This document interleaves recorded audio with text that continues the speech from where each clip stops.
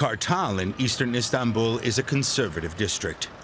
The governing Justice and Development Party, AKP, dominates the campaigning here.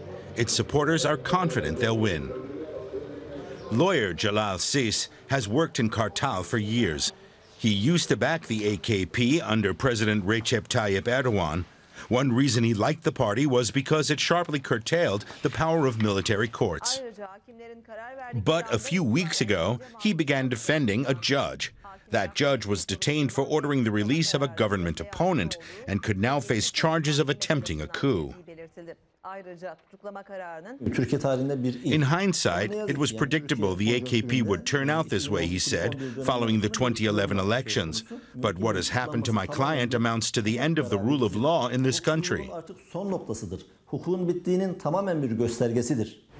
He's not alone in this view. Polls show half of Turks are concerned about the rule of law and democracy. With rising unemployment and inflation, the economy is also an issue for many.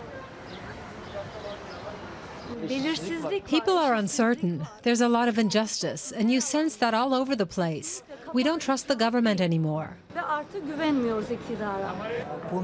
Those incompetent people who governed the country before are now trying to badmouth the government and its success. They're just envious. Despite the odds, the opposition is optimistic. With the help of a newly formed pro-Kurdish party, it's hoping to gain a majority of seats in parliament. For 12 years, the ruling AK party of President Erdogan has lost no election. But this time they could lose their absolute majority and may have to rely on a coalition partner, according to surveys. For Erdogan, that would be a bitter defeat because he wants a presidential system and would then lack the majority he needs to amend the constitution. A hugely expensive presidential palace and numerous corruption scandals have severely dented President Erdogan's popularity.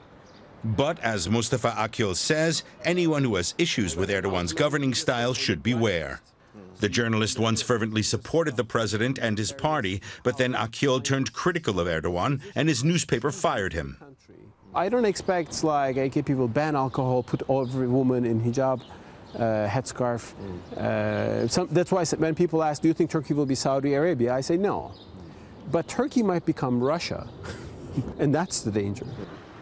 Will more parliamentary democracy lie ahead for Turkey? Or will the president gain even more power? On Sunday, Turkey's political future lies in the voters' hands.